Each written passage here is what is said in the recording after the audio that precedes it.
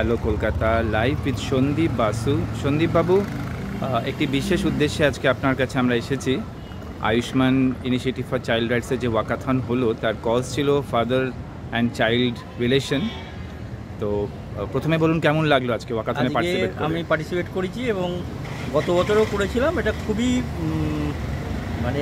আমি খুবই আজ প্লিজফুল হয়েছি এবং আজকে আমাদের সঙ্গে প্রায় 200-র বেশি ছিলেন।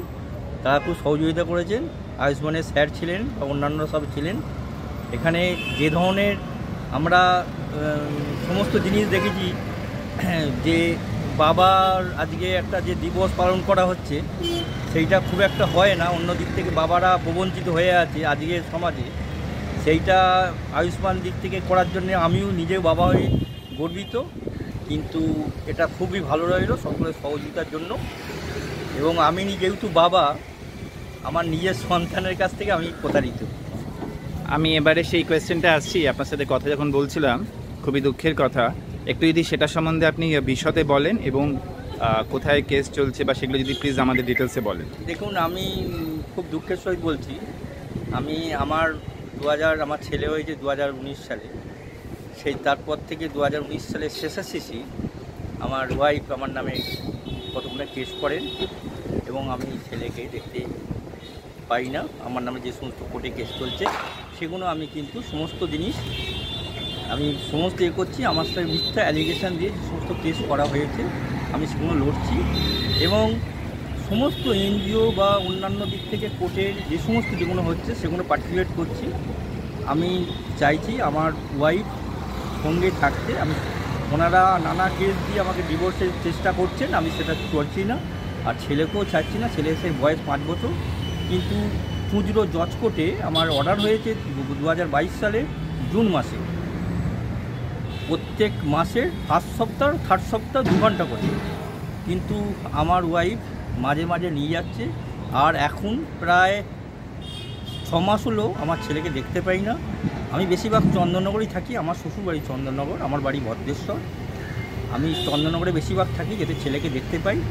এবং ছেলেকে টাকা দেবার দিন আমার ওয়াইফ কোর্টে হাজির হচ্ছে টাকা নেবার সময়, কিন্তু তারপরে দিনের পরেই গত শনিবার, সেদিনকেও কেস ছিল চন্দননগরে, সেখানেও যায়নি। খুচরো কোর্টে দেখাবার দিন ছিল, সেদিনও যায়নি। খুব দুঃখের সহিত আছি। আমি ছেলেকে দেখতে পাচ্ছি না। ছেলেটার খুব কষ্ট হচ্ছে। চন্দননগরের স্টেশনের কাছে অশোকপল্লীতে আমার শ্বশুরবাড়ি। আমি চেষ্টা করছি যাতে ছেলেকে এবং স্ত্রীকে আমি সুস্থভাবে নিয়ে এসে আমি দিন যাপন করতে পারি। সন্দীপবাবু, আপনার স্ত্রীর সাথে আর কে আছেন? মানে ওনার বাড়িতে আর কে থাকেন? ওনার বাড়িতে শুধু আমার শাশুড়ি থাকেন।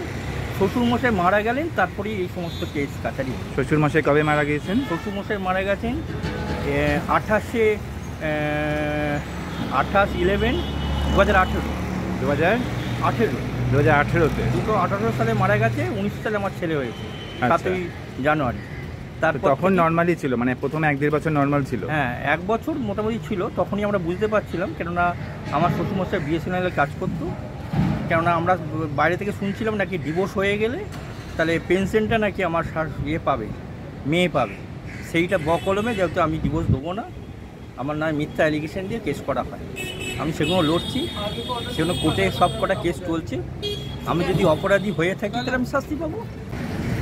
সন্দীপবাবু, আপনার সাথে যখন কিছুক্ষণ আগে কথা বলছিলাম, আপনি একটা দুঃখের কথা বলছিলেন কয়েকদিন আগে ঘটেছে জানুয়ারি মাসে, সেটা যদি প্লিজ একটু বলেন। আরে, জানুয়ারি মাসে যে আমার বউকে বলেছিলাম যে আমি ছেলের নামে একটা জন্মদিন পালন করতে চাই। আমি কিছু পয়সা জমিয়েছিলাম কষ্ট চেষ্টা করে, কিন্তু আমার বউ বলেছিল এবছর নয় পরের বছর। তা সত্ত্বেও আমি দেখলাম কিছু ওখানকার এনজিও, কিছু রিপোর্টার, এরা সব আমাকে বলেছিল তাদের উদ্দেশ্য করতে। আমি দেখলাম ওদের উদ্দেশ্য করে লাভটা কি? আমি তো গরিব দুঃখদের খাওয়াবো। তখন একটা রিপোর্টার ধৃতরাষ্ট্রবাবুকে নিয়ে আমি দক্ষিণেশ্বরে একটা প্রোগ্রাম করেছিলাম। সেখানে 100 জন দুস্থ-দাস্যদের আমি কিছু তাদের আর্ট তুলে দিয়েছিলাম। এটা করার পরে তারা দেখলাম যারা আমার পাশে ছিল তারা সরে গেছে। তারা আমার নামে মিথ্যা প্রচার করছে যে আমি নাকি টাকা ছড়িয়ে বেড়াচ্ছি বা অন্যান্য জিনিস অ্যাক্টিভিটি করছি। আমি এই ভালো কাজের জন্য কি আপনাকে অন্য কেউ অ্যাপ্রিসিয়েট করেছে? বলছি, চন্দননগর কোর্টে যখন আমার বইয়ের উকিল বলছে দেখুন উনি 15,000 টাকা 20,000 টাকা খরচা করে এখানে জন্মদিন পালন করেছে, উনি ওনাদের ভর্ৎসনা করেছিলেন। উনি বলেছিলেন যে খুব ভালো জিনিস, উনি তো বড় লোকদের খাওয়াননি, উনি তো গরিব দুস্থিদের যারা খেতে পায় না তাদের মুখে অন্ন তুলে দিয়েছেন, উনি যে পাপ পুণ্যের কাজ করেছেন। খুব ভালো কাজ। ওদের মুখ ছোট্ট হয়ে গেছে।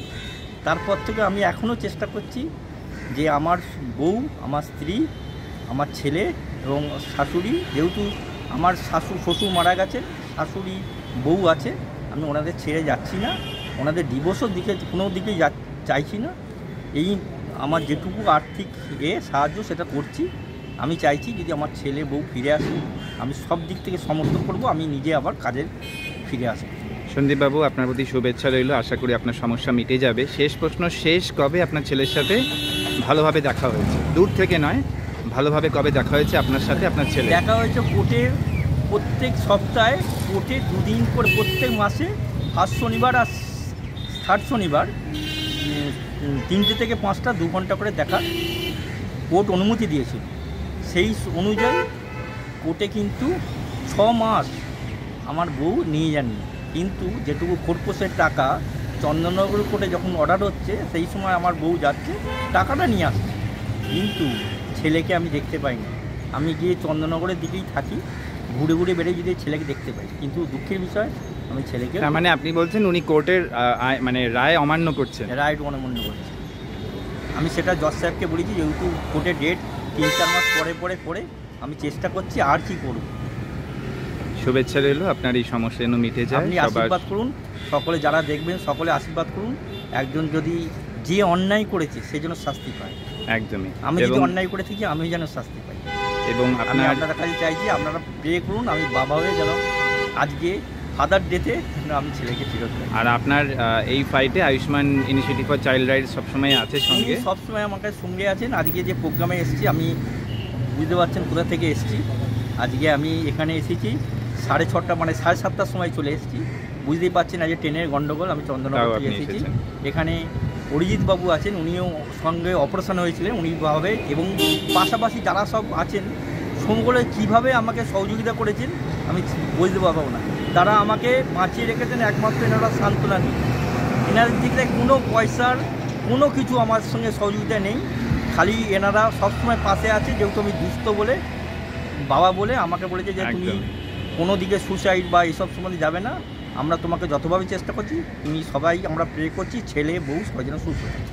শুভেচ্ছা রইল সন্দীপ বসুর প্রতি আমাদের হ্যালো কলকাতার পক্ষ থেকে। তার সমস্যা যেন মিটে যায়, আর এভাবেই যেন যারা নাকি নিপীড়িত পর্যায়ে পড়ে যায় বাবার স্থানে, তারা যেন প্রত্যেকেই এইভাবেই বেশ কিছু ভালো সংগঠন, Ayushman initiative for child rights যেরকম একটি খুব ভালো কাজ করে চলেছে, তাদের মতন সংগঠনের হাত ধরে এবং সকলের হাত ধরে যেন এইভাবেই তারা সুস্থ সবলভাবে সমাজে মেইন স্ট্রিমে ফিরে আসতে পারে। Ashis Basak live with this wonderful Father's Day celebrations. 16ই জুন সকালবেলায় অনুষ্ঠিত হয়েছিল সল্টলেকে international Father's Day celebrations by Ayushman initiative for child rights. একজন ডিপ্রাইভড ফাদার হিসেবে বিচার প্রার্থী এই সন্দীপ বসু অংশগ্রহণ করেন আয়ুষ্মানের এই ওয়াকাথনে। On site reporting Ashis Basak, hello Kolkata.